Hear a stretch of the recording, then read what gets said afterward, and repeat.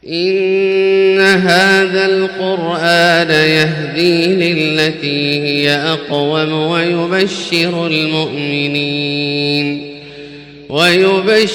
المؤمنين الذين يعملون الصالحات أن لهم أجرا كبيرا. السلام عليكم ورحمة الله وبركاته. الحمد لله والصلاة والسلام على أشرف الأنبياء والمرسلين محمد صلى الله عليه وسلم. بعد twebaza Allah wekitiibwa oyo Allah atusobosezza okubanga ate tuli wano twejjukanya amateeka ge mu bulungi. Abatugoberera tuli mu kumaliriza al-muamalat, enkolagana eyaffe mu mirimu egy'enjawulo mu byensuubulangana, bizinensi, okutunda, okugula, ebyo byonna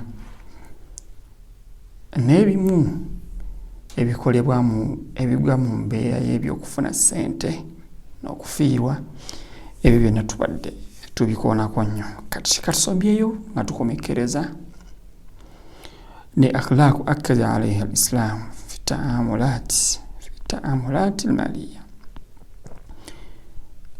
Waliwo empisa obusiraamu nze bwakaatirizaako ne bukubiriza nga tulina okubeera nga tuba nabo oba nga tubuteeka mu kukola mu biseera nga tuli mu kukolagana mu mirimu gyaffe egy'ekitiibwa egy'enjawulo. كما وضح الإسلام أحكام المعاملات المالية فقد أكد على المتعاملين عددا من الأخلاق والآداب منها. ng'obusiraamu bwe bateekawo amateeka agafuga ago agalina okubeera mu by'obusuubuzi n'enkolagana, era bwe kityo waliwo empisa ezirina okubeera nga abo abantu bennyini abali mu mirimu egyo baba n'ezo empisa. Empisa esooka erina okubeera mu byenkolagana n'ebyensuubula ne bizinensi, al amaana, obwesigwa bulina okubaawo, era obwesigwa kasita bubula mu kintu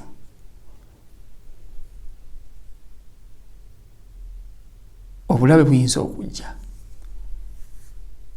n'abantu okubeera nga batemereraŋŋana, ono gundi alabika yakoze bw'ati, ono gundi alabika yakendeezezza, ebintu ebityo biba bisuubye okuba nga bijja kujja. al amaana fi ta'amulaati tijariya mal akharin sawa'an kanu muslimin aw kuffaara. Abantu abo ne baba nga si basiraamu tulina okukolagana nabo mu bulungi otali kubalyazaamaanya.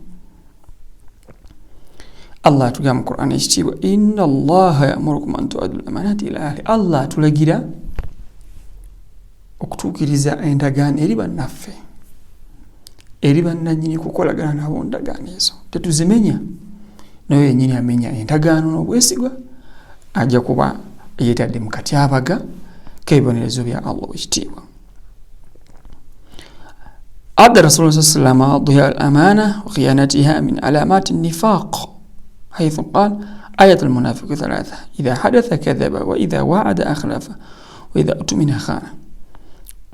Nabi salama yateeka obukumpanya bw'okumenyawo obwesigwa mu bitendo by'omuntu omunnanfuusi.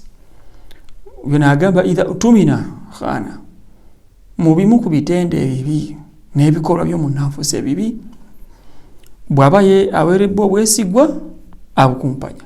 For example, oyo aweerebbwa nti nterekeraako emitwalo gyange 2 oba 4, omuntu ono munnaye omulaba nga agikumpanya,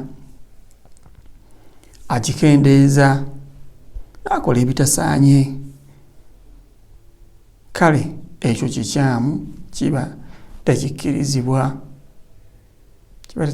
Tekikkirizibwa.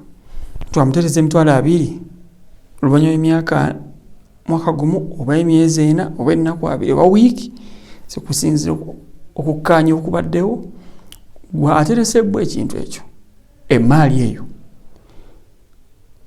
akaseera bwe katuuka oli muddizi ssente ze abiri nga yazikusaba era tozikozesa nogamba after all njamuddiza oba kuwaseeka etaano keyo kenyini tukakola ki kujjako omugamba nti ssente zino ozimpa emitwalo 2 nimanya nja zikozesa negumanya akaseera kenyini ketukanyiza nze nja kubanze kuddisa bw'otayogera embeera ejja kubeera nga ekola ki abasinga teboogera naye gubeera nga oyogera naye ekibanga aseseza mu banka ekyo kiba tekikosa kubanga banka emanyikiddwa ezikozesa.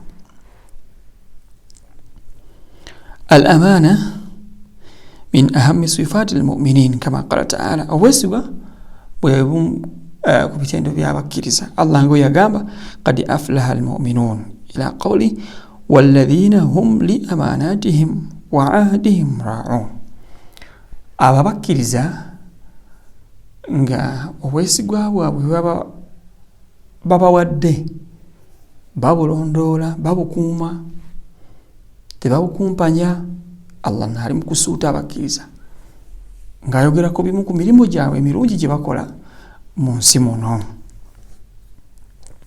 وقد كان رسول الله صلى الله عليه وسلم ملقب في مكة قبل البعثة بالصادق الأمين لأنه كان رمزا للأمانة في العلاقات وتعاملاته.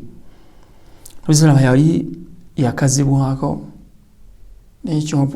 n'ekyokuba n'obwesigwa qabla al-bi'tha nga ntannaba kubeera nga aweebwa bwannabbi busiraamu aweebwa bubaka naawe muno munnanga ndaba ekyo olina okuba nga olina kyo kati obwesigwa bw'amaanyi nnyo eri omuntu oyo ali mu nkolagana ne munne. Empisa endala as-sidiqo amazima galina okubaawo